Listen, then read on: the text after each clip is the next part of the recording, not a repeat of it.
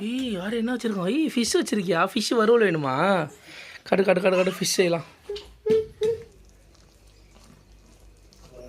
இந்த மாதிரி ஒரு பீஸ் எடுத்து அப்படியே இப்படி ஒரு போடு, இப்படி ஒரு போடு, அப்படி போட்டிங்கன்னு வச்சிங்களேன், பாருங்க எப்படி இருக்குன்னு. கேப் விட்டு இந்த மாதிரி வந்து பார்த்திங்கன்னா போடணும்.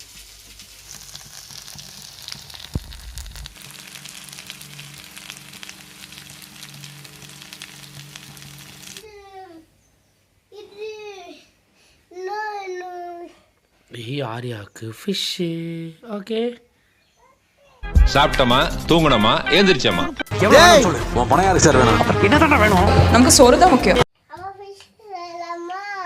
யார் என்ன வச்சுருக்கோம்? ஃபிஷ் வச்சுருக்கியா? ஃபிஷ் வறுவல் வேணுமா? கடு கடு கடு கடு ஃபிஷ் செய்யலாம்.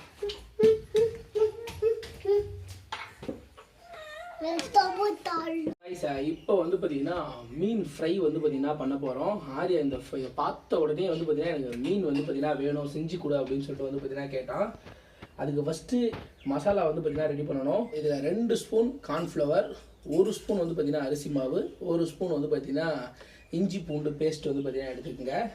இதுலேயே வந்து பார்த்தீங்கன்னா லைட்டாக ஒரு 1/4 லெமன் இதை வந்து பார்த்தீங்கன்னா அப்படியே புளிஞ்சு விட்டுக்குங்க. அது கூடவே தயிர் வந்து பார்த்திங்கன்னா கொஞ்சம் சேர்த்துங்க.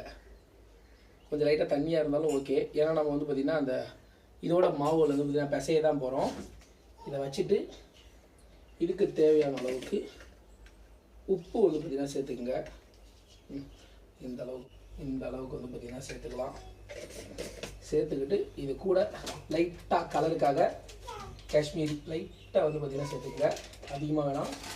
அதுக்கப்புறம் நம்ம வீட்டில் இருக்க குழம்பு மிளகாத்தூள், ஸோ அதை வந்து பார்த்திங்கன்னா ஓப்பன் பண்ணி 1 ஸ்பூன் கொஞ்சம் லைட்டாக சேர்த்துக்கலாம். ஓகே, இதை ஃபுல்லாக நல்லா வந்து பார்த்திங்கன்னா கலக்கி இந்த மீனில் வந்து பார்த்திங்கன்னா ஃபுல்லாக கோட்டிங் வந்து பார்த்திங்கன்னா பண்ண போகிறோம். ஃபஸ்ட்டு இதை நல்லா கலக்கலாம், கொஞ்சம் கூட கட்டி இருக்கக்கூடாது.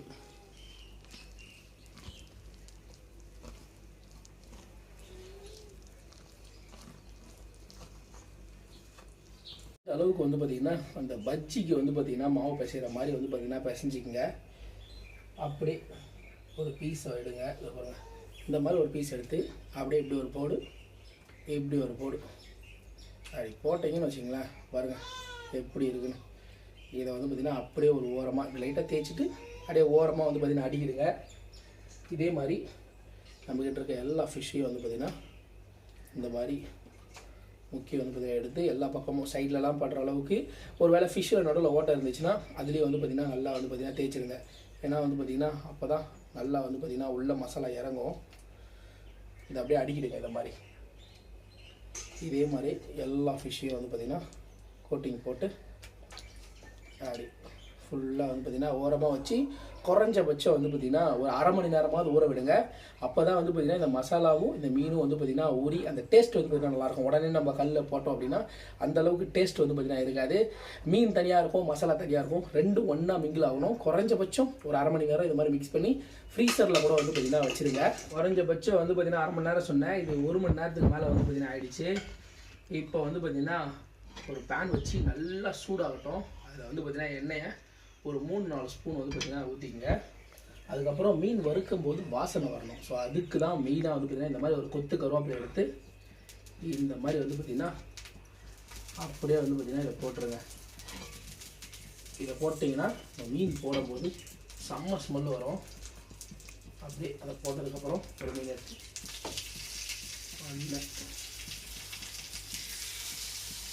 கேப் விட்டு இந்த மாதிரி வந்து பார்த்திங்கன்னா போடணும்.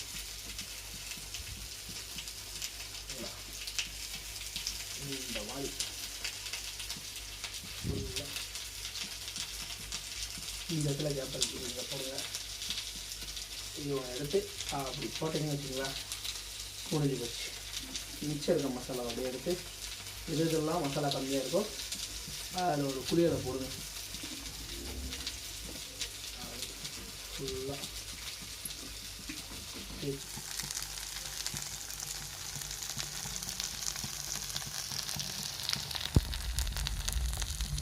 இன்னும் கொஞ்சம் சுற்றி வந்து பார்த்திங்கன்னா எண்ணெயை ஊற்றுங்க.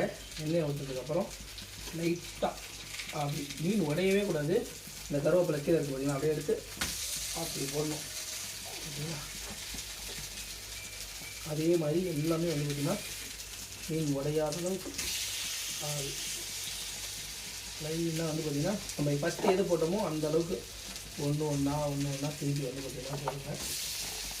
அப்படி செம்மையாக வந்து பார்த்திங்கன்னா வேகும்.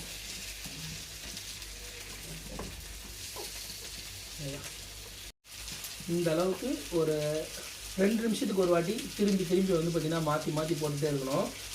எனக்கு இன்னும் கிறிஸ்பியாக வேணும், ஸோ உள்ளே வந்து பார்த்திங்கன்னா ஜூஸியாக இருக்கணும், மேலே எனக்கு கிறிஸ்பியாக இன்னும் வேணும் அப்படின்னு கேட்டிங்கன்னா அதை வந்து பார்த்திங்கன்னா இன்னும் கொஞ்சம் வந்து பார்த்திங்கன்னா நம்ம கார்ன்ஃப்ளவரையும் அதே மாதிரி வந்து பார்த்திங்கன்னா அரிசி மாவையும் கொஞ்சம் ஈக்குவலாக போட்டோம் அப்படின்னா மேலே கிறிஸ்பியாகவும் உள்ளே வந்து பார்த்திங்கன்னா அப்படியே ஜூஸியாகவும் வந்து பார்த்திங்கன்னா நமக்கு ஃபிஷ் ஃப்ரை வந்து பார்த்திங்கன்னா கிடைக்கும். இந்த பாருங்கள், இந்த மசாலா வந்து பார்த்திங்கன்னா நம்ம எவ்வளோ அந்த கார்ன்ஃப்ளவர் மாவையும் கரெக்டாக போடுறோமோ அந்த அளவுக்கு மேலே வந்து பார்த்திங்கன்னா கோட்டிங் போட்டோம். அப்படி இல்லை அப்படின்னா இந்த மாதிரி வந்து பார்த்திங்கன்னா கோட்டிங் இருக்காது. நான் கம்மியாக தான் வந்து பார்த்திங்கன்னா போட்டேன்.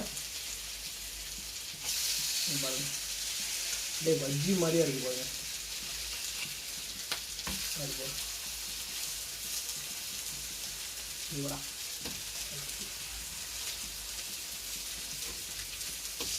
ஓகே.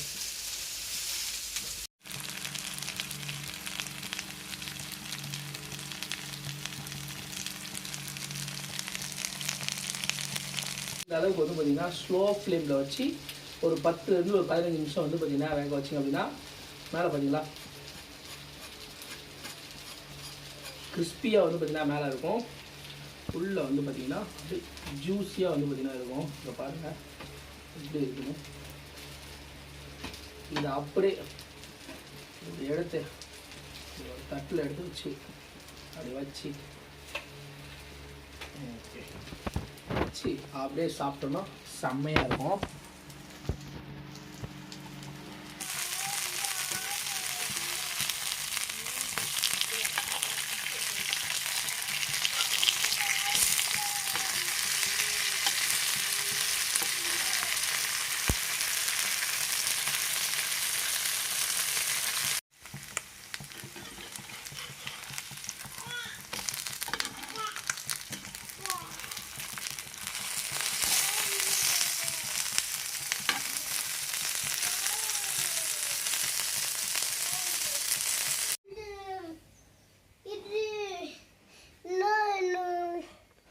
ஆரியாவுக்கு fish okay.